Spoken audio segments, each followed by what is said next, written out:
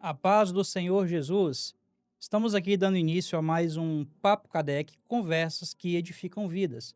E hoje temos o prazer de estar recebendo pastor Ibanez Taveira da Silva, que é o presidente, pastor-presidente do campo de Canaã dos Carajás, Simadecanque, e o nosso presidente da Convenção Estadual das Assembleias de Deus no estado do Pará, aqui na nossa região, né? E é um prazer enorme, pastor, estar lhe recebendo aqui em Curionópolis, aqui no nosso Papo Cadec, para estarmos hoje aqui tendo uma conversa, né? Uma conversa sobre o seu ministério, uma conversa sobre sua vida. E é um prazer estar lhe recebendo aqui em Curionópolis. Grato a Deus, Fernando, pelo convite. Quero agradecer a todo o CADEC, pastor Paulinho e a você por esse momento especial da nossa história e, claro, da história da igreja de Curionópolis. Amém. Pastor, vamos iniciar aqui o nosso bate-papo conversando um pouco sobre a questão da sua vida ministerial. Hoje nós vamos falar um pouco sobre sua vida, hoje nós vamos falar um pouco sobre o seu livro, né, Gotas de Sabedoria. E para iniciar, eu gostaria de estar lhe fazendo a seguinte pergunta. Antes de existir o pastor Ibanez, conhecido, o líder, o presidente da convenção, existia um homem começando sua caminhada com Deus. Como nasceu o chamado ministerial de Ibanez Taveira e em que momento o senhor teve a convicção de que se dedicaria sua vida à obra de Deus? Bom, ah, eu venho de uma família muito simples, muito humilde, no interior de Goiás, e tive que ralar muito como toda criança naquela época. Mas aos 12 anos eu conheci Jesus. Exatamente com 12 anos de idade, poucos dias após haver completado 12 anos de idade, eu aceitei Jesus. E a sequência minha foi muito rápida, porque 6 meses depois eu já estava no altar, eu já estava pregando, eu já estava dando aula para crianças da escola bíblica dominical e para adolescentes também. Então, naquela época, a gente não dispunha de mídia que tem hoje, mas os convites começaram a surgir para ministrar. E eu terminei me tornando um itinerante aos 12 anos de idade, entre 12 e 13. E aí foi a sequência. A convicção da minha chamada, eu tive ela até por profecia e por mensagens recebidas, a partir dos 12, entre 12 e 13 anos, é que começa a nossa chamada ministerial. Claro que eu tive uma vida secular, sim, estudar, trabalhar, mas a obra sempre foi prioridade, mesmo na adolescência. E a partir de 17 anos eu comecei a dirigir congregações, eu era Aos solteiro 17 ainda. anos. É. Então de lá para cá teve alguns momentos que eu parei, tipo 3, 4 meses, querendo resistir, porque quando você vai chegando à idade jovem, aí vem aquela coisa: "Será que é isso mesmo que eu quero?". Entra o princípio da dúvida, né. Mas houve momentos de muita chamada divina, muito acerto, Deus trabalhando na minha vida, e aí não teve como duvidar daquilo que Deus queria, embora eu tenha resistido muito até aceitar o fato de viver integralmente na obra. Essa questão de aceitar que realmente você tem um chamado, principalmente na juventude, né? Você tem que abdicar de muita coisa, né? Tem que abrir mão de muita coisa. A ideia era estudar, profissionalizar, montar uma vida pessoal. Sempre tive a ideia de montar uma empresa, de ser dono do meu próprio negócio.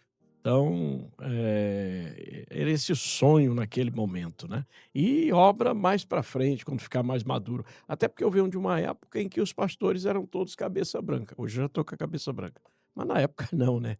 Era muito raro você ver um pastor com menos de 40 anos de idade. Então, por aí você começa a ver que eu fui o estranho nesse ninho quando cheguei. Eu estava assistindo um podcast com o senhor na semana passada e lá você chegou, o senhor acabou de dizendo, né, que quando você entrou, você era um dos pastores mais novos que tinham na época na Eu convenção? fui ordenado com 21 anos de idade, logo depois do casamento. Então, 91, eu tinha 21 anos de idade e eu já estava pastoreando. E naquele momento, no nascimento da convenção, eu era o mais jovem na convenção, na CONAMAD, Convenção Nacional, não havia ninguém mais novo que eu. Em idade, até aquela época, eu fui o mais jovem a ser consagrado a ministro, a pastor. Pastor, depois de tantos anos de ministério, tendo vivido diferentes fases, responsabilidades, alegrias, desafios, o que o jovem pastor Ibanez acreditava sobre o ministério que o pastor Ibanez de hoje enxerga de maneira completamente diferente? Bom, a visão da época era muito de futuro, então eu não costumo dividir muito isso. Porque aqui em Curionópolis teve um pastor que ele brincava muito comigo. Ele disse: Pastor Marinho, o senhor vê muito longe. Pastor Elmar. Tanto que hoje, por exemplo, se você olhar o regimento interno da convenção, que nós ainda não demos conta de cumprir ele cabalmente, ele foi, ele foi escrito por mim em 1991. Naquela época, nós éramos um embrião, então já tinha uma visão e um pensamento muito futurístico. Eu venho de uma época muito tradicional, a igreja era muito fechada. Há 30, 40 anos atrás, 40 e tantos anos atrás, eu era de uma igreja que tinha muitos detalhes com costumes, com usos. Se preocupava mais com isso do que com a própria execução da palavra e da doutrina bíblica propriamente dito. A gente vivia mais trabalhando com costume. Eu já não entrei por essa linha. Eu entrei sempre para a linha de que era preciso, apesar de manter a fidelidade a Deus, cumprir a Bíblia, mas a Bíblia ela atravessa os séculos e ela acompanha a própria tecnologia e o desenvolvimento humano. Então, eu sempre tive esse pensamento desenvolvido. Agora, na época, a gente tinha que seguir aquela cartilha que já estava em vida, e era uma obediência. Obediência é tudo. Então, se retornasse à época passada, como sendo hoje a minha visão, algumas decisões que eu tomei não teria tomado. Pastor, o senhor escreveu no seu livro Gota de Sabedoria que o exercício da liderança é mais que status ou estar à frente. É necessário entender que é privilégio, mas é também uma responsabilidade. Depois de tantos anos liderando pessoas, qual a responsabilidade da liderança o senhor só conseguiu compreender verdadeiramente depois que passou a carregá-la? A partir do momento em que eu assumi a junta conciliadora da convenção, eu fui o presidente de junta também mais jovem. Com 35 anos eu já era presidente de junta conciliadora. E o peso que veio sobre mim, eu achava que era uma carga muito pesada para aquele momento. Porque até aquele momento eu pensava, presidente de junta tem que ser um homem maduro, de 60 anos para lá. E veio para mim na faixa dos 30, antes dos 40, assim como veio a presidência da convenção com 39 anos. Então, naquele momento, o peso da responsabilidade foi muito grande. E aí houve uma mudança. Eu tive que fazer uma mudança no cenário da minha vida, de comportamento. Você sai da fase jovem muito cedo, né? E entra na fase adulta antes do tempo. Eu senti muito isso, esse peso dessa responsabilidade. Mas foi importante para a minha formação espiritual e material. E foi importante para a própria Conemar de PA, porque ela pega um jovem e coloca na presidência, né, um jovem senhor, e com ideias que iriam fazer ela desenvolver de forma mais rápida. Porque se nós viéssemos naquela lentidão, nós estaríamos atrasados há 15, 20 anos atrás. Verdade. Sobre questão de liderar pessoas, o senhor escreveu que liderar não é indicar o caminho, mas moldar ou criar situações para que o liderado encontre e trilhe o caminho correto. Essa frase ela é muito forte. Um dos maiores legados de um líder seria justamente preparar pessoas que consigam continuar caminhando quando ele não estiver mais à frente? Eu sou do pensamento que você não precisa puxar as pessoas ou empurrá-las.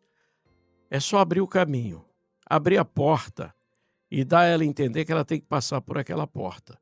Isso a gente aprende dentro do princípio do maior líder que houve na Terra, Jesus. Eu estou falando de Jesus, o homem, não a deidade. E o que que Jesus fez muitas vezes? Eu vou citar 2 exemplos aqui.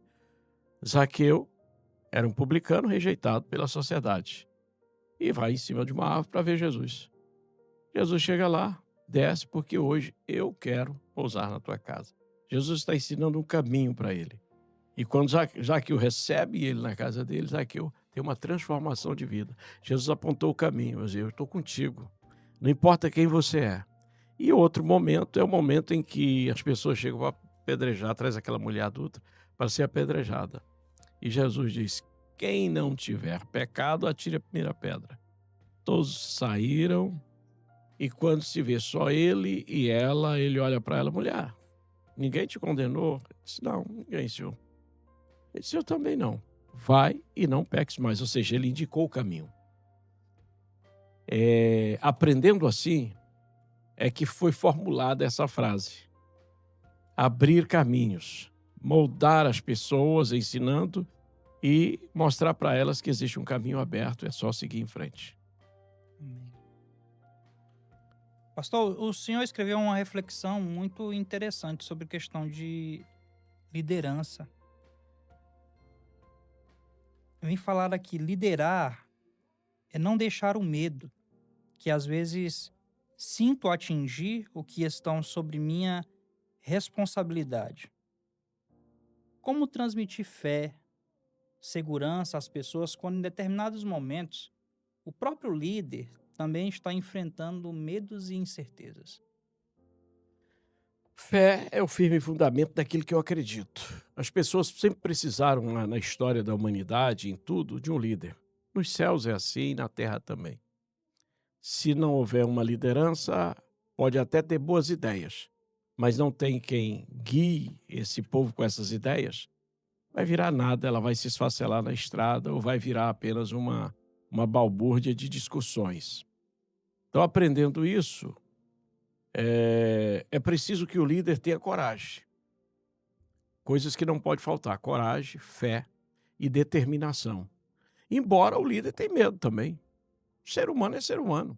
Eu sou ser humano, você é ser humano. A gente tem momentos de receios, é momento que você espera aí. Mas você não pode deixar isso transparecer para os seus liderados. Porque o povo, e isso é nota de grandeza em toda a história da humanidade, o povo não aceita líderes fracos. Líderes fracos eles tiram do poder. O povo acredita no líder que é forte, ou seja, que acredita realmente naquilo que está fazendo. Eu não posso entrar numa jornada com o povo tendo dúvida. Eu tenho que ter convicção. Moisés, quando tira o povo do Egito, ele tinha Deus como orientador. Mas ele não expressava medo. Houve um momento que ele teve um desespero pela pressão muito grande. Mas ao mesmo tempo que ele tinha aquilo, ele se levantava, ia para a presença de Deus e Deus dava o caminho para ele. Então você tem que ter essa coragem. E não deixar o medo, que às vezes eu estou sentindo medo, mas eu não posso deixar ele transparecer e frustrar as pessoas que estão seguindo aquilo que você está ensinando. Tá? E às vezes nós passamos por um momento agora, Fernando, pouco tempo. Nós somos dessa geração de pandemia. Embora eu, como historiador, sei e tinha convicção de que a cada 100 anos, e a humanidade esquece muito rápido, a cada 100 anos você tem uma pandemia. Se você pegar na história, você vai ver isso. É fruto de um momento de Deus com a própria humanidade e de um acerto de contas para uma colheita. Milhares, milhões vão, outros ficam. O medo estava generalizado. Nas nossas igrejas, no meio das pessoas que a gente lidera. E eu tive que me manter de pé ali, trazendo sempre uma palavra para os nossos pastores. Embora eu também tivesse receio, eu fui atingido dentro da minha própria casa. Quando meu filho especial estava com o pulmão comprometido e foi parar na sala vermelha. Mas ainda assim eu me mantive dando incentivo a todos. Graças a Deus, o Senhor fez a obra e ele voltou para casa são. Poucos dias depois, muita gente morreu Muita gente me ligou para pedir um conselho, uma ajuda, uma palavra de fé e de convicção. E naquele momento eu também tinha medo, mas não podia deixar isso transparecer, porque o povo estava voltado para um líder que pudesse trazer uma palavra de fibra, de firmeza, de coragem. E é isso que é liderar, não deixando que o medo que eu sinto atinja ou venha frustrar aqueles que estão liderados. Pastor, em uma das suas reflexões no livro, o senhor vem falar o seguinte: para exercer uma liderança, é preciso estar preparado emocionalmente para as colisões, e perdoar é o melhor combustível para vencer os embates e seguir crescendo. Como um líder atravessa essas colisões, decepções e incompreensões da caminhada sem permitir que as feridas mudem o seu coração? A primeira coisa é saber quem você é e aonde Deus te colocou. Deus te colocou numa posição de liderança. E entender que todo líder vai sofrer pedradas. Quem está na cadeira mais alta, ela tanto tem uma visão mais ampla, como ela pode ser vista por muitos e atingida por todos. É mais fácil você atirar a pedra em quem está no alto do pódio, porque é mais fácil de acertar, do que quem está embaixo. E nessa hora você vai encontrar pessoas que estão desesperançadas, que vão tentar descarregar as suas frustrações no líder. Ou, por vezes, até traí-lo. Mas você não pode se deixar levar. Ou seja, eu costumo dizer o seguinte: o grande não pode se trocar pelo pequeno. Às vezes eu olho para as pessoas e percebo que as pessoas dizem algumas coisas de forma inocente. Não é que elas queriam te atacar, é porque elas não têm outro meio de escape. Espera aí, vamos pegar esse camarada aqui, que eles consideram grande, e vamos atacar ele. Alguma coisa vai acontecer. E quem está na liderança não pode viver de mágoa. Se você não a grandeza da vida é você perdoar. E no mundo espiritual também, se você não perdoa, você fica envenenado e às vezes é sufocado pelo próprio veneno da sua raiva ou da sua ira contra alguém. Eu costumo não guardar mágoas, eu não tenho espaço para mágoas. Eu costumo dizer que eu não tenho espaço para ódio. As mesmas pessoas que me atacam hoje podem ser as pessoas que estão me elogiando amanhã. Mas às vezes os que estão à minha volta hoje são os que mais falam mal de mim amanhã. Mas ainda assim eu tenho que perdoá-los, porque esse é o ensinamento de Cristo, esse é o ensinamento do reino, esse é o ensinamento da igreja. Agregar a todos. Decepção, eu costumo dizer que eu não costumo me decepcionar com pessoas. Eu já tenho a minha psique, o meu psicológico preparado, eu me preparei para entender que as pessoas são falhas. Quando é que você decepciona? Quando a pessoa falha com você. Poxa, eu não esperava isso desse cara, ou dessa mulher, ou dessa pessoa. Eu espero qualquer coisa. O certo é que eu vou trabalhar sempre para que ele dê o seu melhor. Porém, pode ser que ele falhe. Então, eu já tenho o meu psicológico pronto para, no momento que a pessoa falhar, ajudar ele a se conduzir. Né? Sem sentir raiva, sentir essa coisa. Eu costumo dizer que é um sentimento mesquinho, ficar guardando raiva, ódio, medo. Você, na linha de frente, você também se torna um advogado. E defender as pessoas. Se eu começar a atacar as pessoas que eu defendo, não vou chegar a lugar nenhum. Em determinado momento do livro, nós encontramos, às vezes, em momentos de angústia, costumamos nos perguntar por que Deus não faz cessar isso. Bom, a resposta é: se você sabe que o Senhor pode, então confie nele, pois ele é perfeito no que faz e o tempo dele também é perfeito. Mas como manter essa confiança em Deus quando sabemos que ele tem o poder para mudar essa situação, mas em vez de nos tirar dela, ele decide nos ensinar enquanto atravessamos essa situação? Bom, o exemplo nós temos na própria Bíblia. Deus podia livrar Daniel da cova? Podia. No entanto, Deus quis dar o livramento para ele dentro da cova, no meio dos leões. Deus podia ter livrado aqueles 3 moços, amigos de Daniel, da fornalha, Deus deixou que eles fossem jogados lá e os livrou dentro da fornalha, porque o milagre é maior. Então, Deus podia ter curado Lázaro, Jesus podia ter curado Lázaro, o amigo, indo logo rapidamente, mas o milagre foi maior e nós contamos até hoje. Por quê? Porque Lázaro morreu e Jesus chegou a 4 dias depois, chegou lá e o ressuscitou. Então, por aí você começa a avaliar como Deus trabalha, né. É bom, Deus pode fazer cessar todas as coisas ruins do mundo? Pode.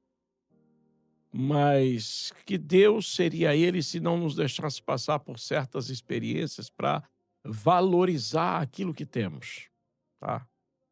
Então, a confiança eu coloco ela em Filipenses 4:13, como Paulo disse: "Posso todas as coisas naquele que me fortalece". Quando Paulo disse isso, ele estava algemado, caminhando para uma condenação e ser degolado.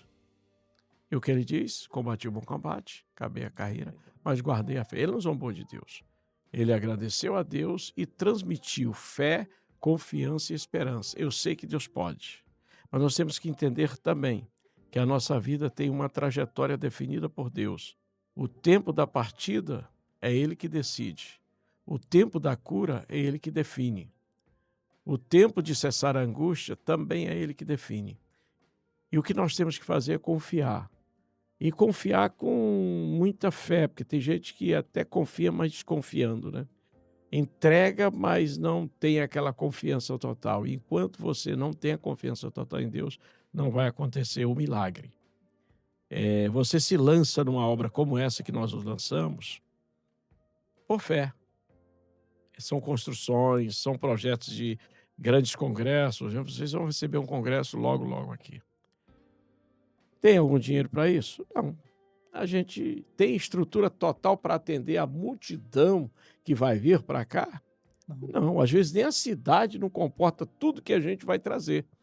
Ela vai ter sufoco para comportar esse povo, para hospedar, dado o tamanho da cidade e o volume de gente de uma vez só. Mas ainda assim a gente faz. É o tempo de Deus. E Deus vai operar, maravilha, quando todos saem, já faz, mas que coisa, né? Deus nos ajudou e derramou a bênção e nós chegamos lá e conseguimos. Essas frases, elas foram todas muito bem pensadas nesse livro Gotas de Sabedoria, e deve sair, quando o tempo me permitir, o segundo volume. Elas foram pensadas debaixo de uma oração. Eu não pretendia escrever esse livro, mas um dia um amigo disse: "Pastor, o senhor tem muitas frases e precisava editar esse livro e lançar". Eu fui para a oração e pedi a Deus. Eu digo: "Eu só quero lançar se for para edificar vidas".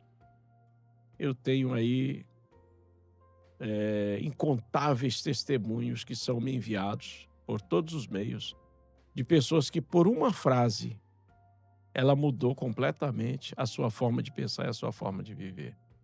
Então, fé é isso, confiança é isso. É acreditar que Deus está acima de tudo e que Ele pode. Ele pode até não fazer, mas Ele pode fazer. E se a gente está debaixo dessa confiança, bom, tudo que acontecer debaixo da confiança divina, o Senhor toma de conta, ainda que eu venha a perecer, mas eu vou para uma eternidade com Ele. Glória a Deus. Pastor, agora, na página 19, na página 20, eu achei uma coisa bastante interessante. O senhor cita sobre a questão dos problemas a ser enfrentados, né, na página 19, e na página 20, né, o senhor já usa já sobre uma situação sobre contornar os problemas. E minha pergunta sobre essas duas situações é: como adquirir essa sabedoria para discernir quais os problemas eu devo enfrentar e quais os problemas eu devo contornar e seguir em frente? Eu vou usar aqui Provérbios, né?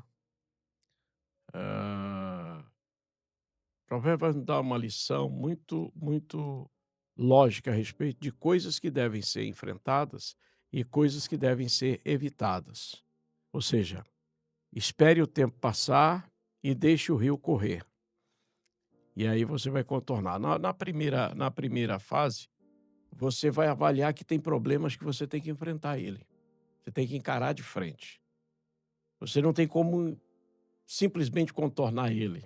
Então, por exemplo, você está construindo uma estrada e naquela estrada tem, agora eu me lembrei do caso do Vônio, tem uma pedra. Bom, você precisa fazer a estrada e a pedra está no meio. O que que você vai fazer? Enfrentar a pedra, vai tirar ela dali. Não dá para tirar com as mãos, vai arrumar uma máquina, vai arrumar uma coisa. Você tem que enfrentar uma luta que você vê que é contra o mal. A Bíblia ensina você a enfrentar o mal com a graça de Deus e vencer. Porque você tendo Deus na sua frente, o mal tem que ser enfrentado. Agora, tem coisas que você não deve enfrentar. E aí, dentro dessa frase, deve ser aquela que a água contorna a pedra. Por quê? Porque a água não consegue, dependendo do tamanho da rocha, levar a rocha. Mas ela segue o seu caminho contornando. Então, tem coisas que a gente tem que contornar. A sabedoria, você tem que pedir a Deus. Porque Deus, Fernando, Deus fala ao coração. Deus fala à mente. Tem gente que só acredita que Deus fala quando vai usar alguém numa profecia. E às vezes Deus fala numa mensagem solene e simples. Me faz lembrar de Elias na caverna. Deus veio de 3 formas. Veio como um redemoinho de vento muito forte. Veio como uma chama de fogo envolvendo. E veio como uma brisa leve. O que falou com ele? A brisa leve. Deus estava na brisa. Tem gente que acha que para Deus falar tem que ter um movimento, um poder extraordinário, alguém bater o pé no chão, rodar a baiana, enfim, fazer tanta coisa para poder acontecer. Não, Deus não é feiticeiro, Deus não é mágico. Deus fala às vezes a tua mente. Quando a tua mente e o teu coração te falar, não faça isso, não traia. É Deus dizendo, não é para enfrentar. Né? Aí nesse caso aí você vai contornar. Tem estradas, por exemplo, você vai daqui de Curionópolis para Canaã, tem lugares aí que você viu que eles cortaram a montanha, mas tem lugares que eles fizeram uma curva.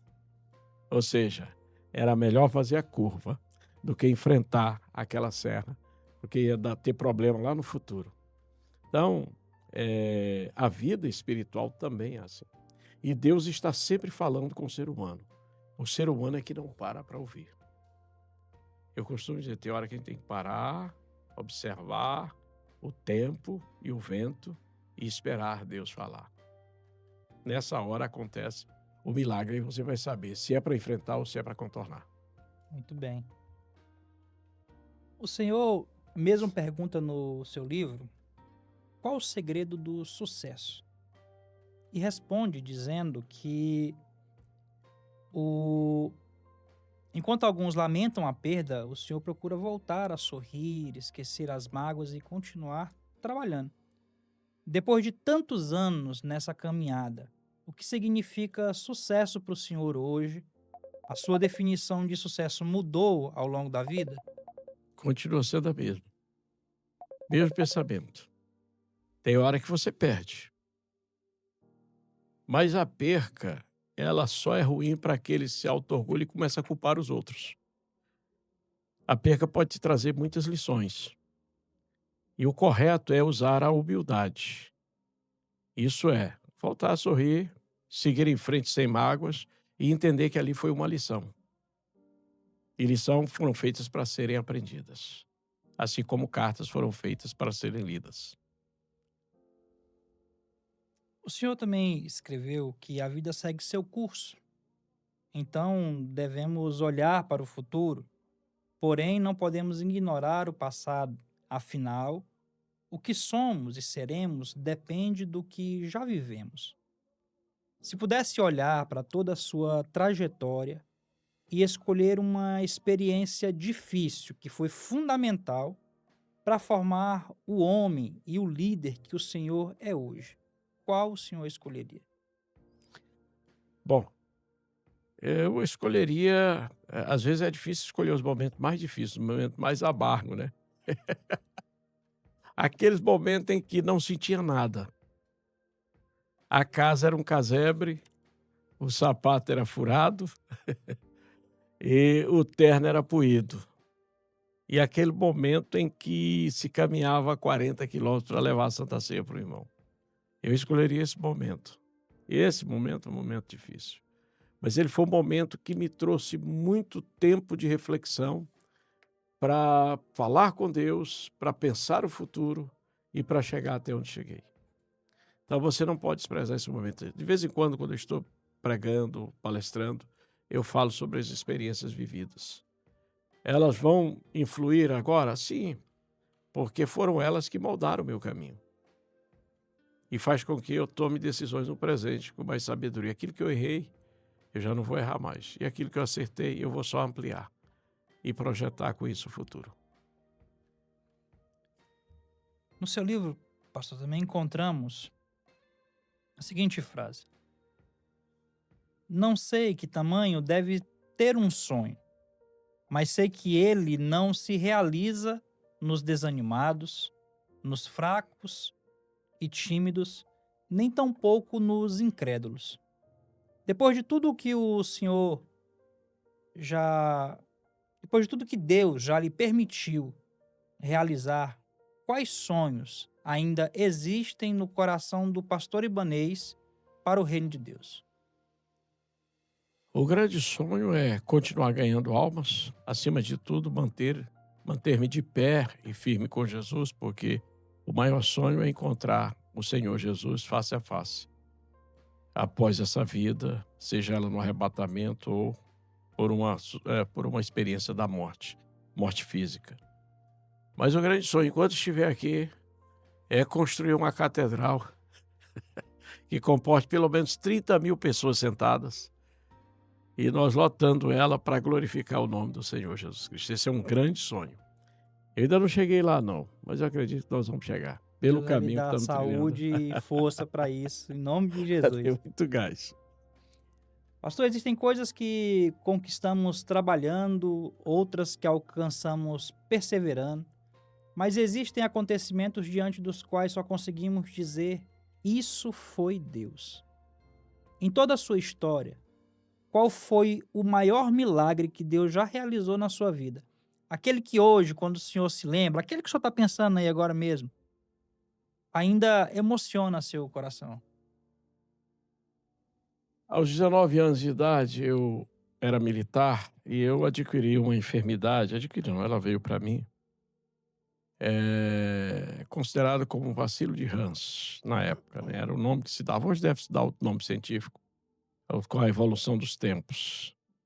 E detectou-se um câncer nos meus pulmões. E aquilo foi me consumindo muito rapidamente. E os médicos me deram um diagnóstico de pouco tempo de vida. Não mais que 90 dias, como sempre. E eu me vi definhar ali naqueles primeiros 30 dias, assim, rapidamente.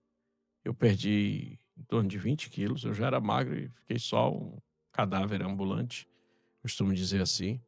E aquilo foi uma experiência. Eu não perdi a fé, não perdi a esperança. E eu já havia entregado a minha vida nas mãos de Deus. Senhor, se o Senhor quer fazer isso, eu estou à disposição, estou pronto. E naquele momento foi muito difícil porque um jovem de 19 anos tem muito sonho, tem muita perspectiva de vida. E eu estava vendo ela se esvair ali naquele momento. E o Senhor fez um milagre na minha vida. O Senhor me deu pulmões novos. Glória. Eu costumo dizer que meus pulmões têm 19 anos mais jovem que eu. Essa é a realidade, porque o Senhor me deu pulmões novos.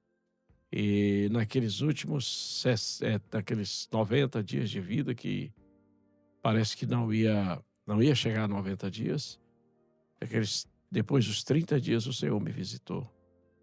E isso mexe comigo. Às vezes eu paro para pensar e falo com Deus e digo: Senhor, eu tenho que fazer um pouquinho mais do que o Senhor já fez por mim.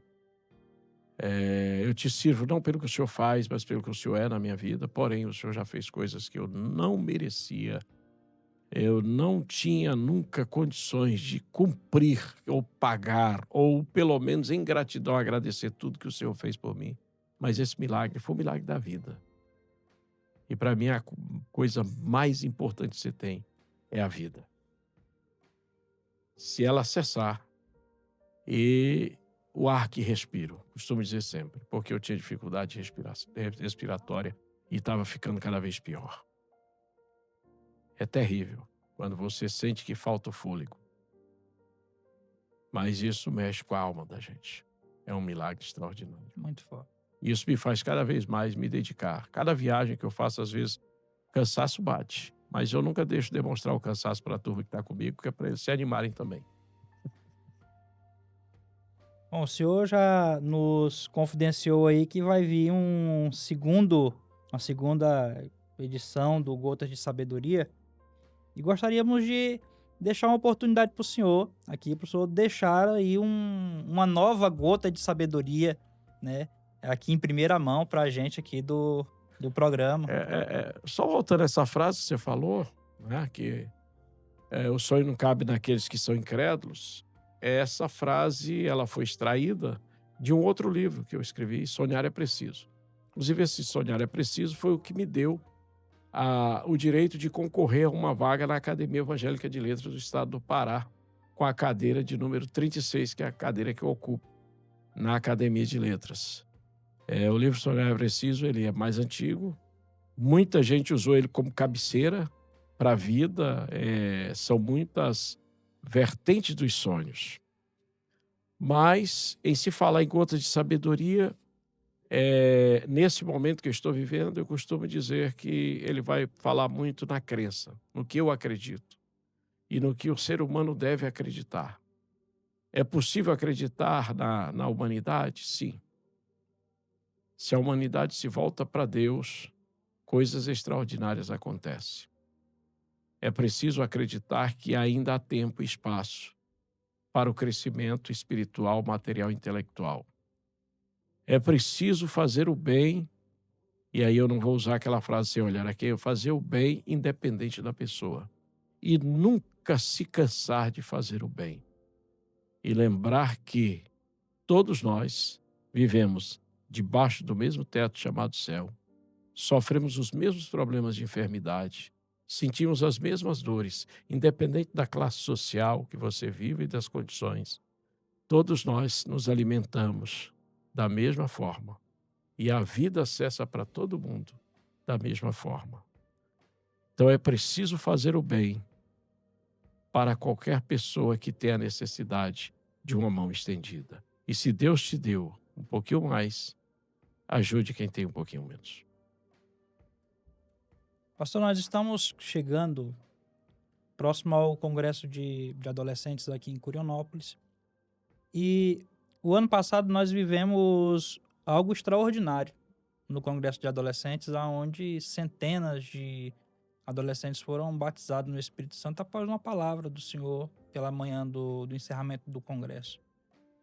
Que passou pelo seu coração quando o Senhor viu aquela multidão de adolescentes buscando a Deus e sendo batizadas pelo Espírito Santo? Eu vi a igreja viva, né? Quando você vê adolescentes, que hoje é adolescente meio desligado, mais ligado em outras áreas, mais de 200 adolescentes clamando a Deus. E aquilo tem produzido um fruto do ministério. Eu estou andando nos campos e estou vendo o fruto que aquilo produziu.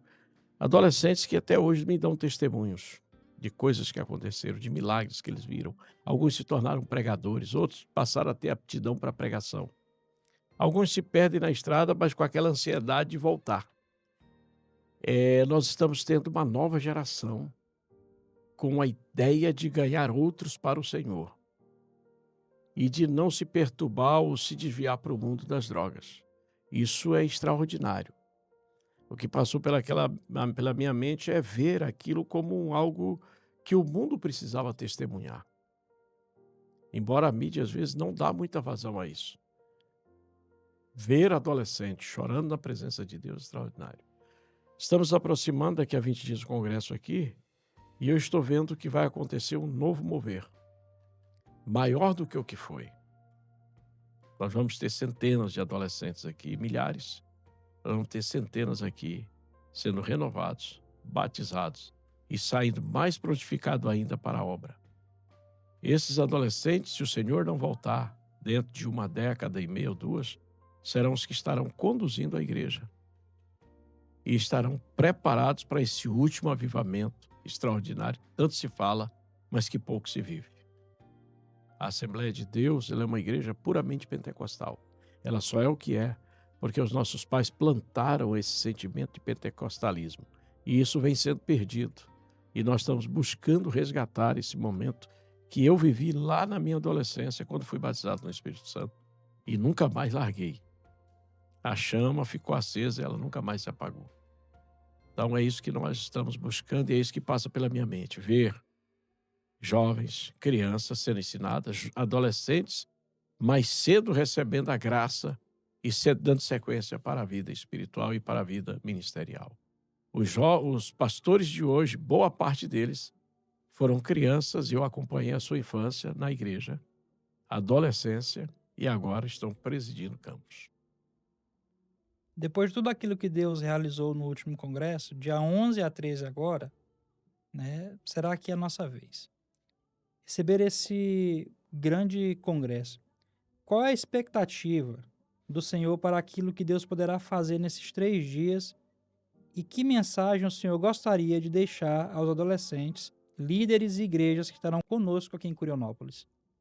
A expectativa para esse ano é que o congresso será maior do que o ano passado, em número, em espiritualidade e em mover do Espírito Santo. Quem vier e faça um esforço dedicado para vir, vai ser impactado pelo poder de Deus, tanto pais como filhos. Todos que vierem.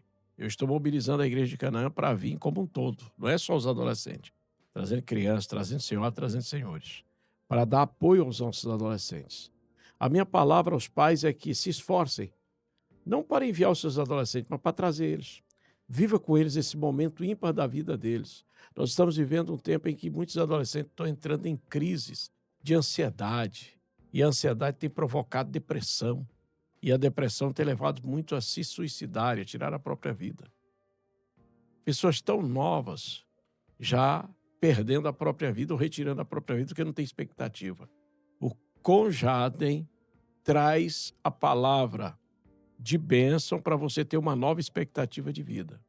Venha, participe, mas participe mesmo, integre, porque aqui, em Curionópolis, o Senhor vai batizar, renovar, salvar e dar aptidão ministerial e, claro, aptidão para a própria vida do adolescente. A expectativa que você precisa para viver, nós vamos estar aqui trazendo essa mensagem. E essa mensagem ela é viva e fiel. E não tenha dúvida, o congresso desse ano será maior do que os anteriores.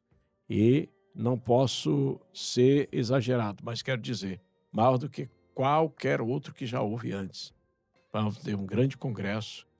Quero a sua presença, assim como o pastor Paulinho e toda a equipe, mas mais que a sua presença, é que você entre no portal da graça e mergulhe no Espírito Santo. Deus te abençoe, viva, seja feliz e venha para o Conjadem. Amém. Pastor, eu cheguei aqui às minhas perguntas, mas eu gostaria de deixar um espaço aberto para o senhor para deixar uma mensagem aqui para os nossos telespectadores, para a nossa igreja e para todo o estado do Pará, Brasil e mundo que estarão vendo, né, esse nosso episódio do Papo Kardec. Dizer a vocês que nós estamos vivendo um momento de transformações, de mudanças, mas de coisas que às vezes você olha e diz, o ser humano está perdido. Não, o ser humano não está perdido. Ele só está perdido quando ele se afasta de Deus. Nós, igreja, tanto crianças como adolescentes, jovens, pais, pastores, ministros, somos formadores de opinião, mas mais que isso, nós somos inculcadores de esperança nas pessoas. Porque a grande esperança do mundo, ela é renovada com a presença de Cristo.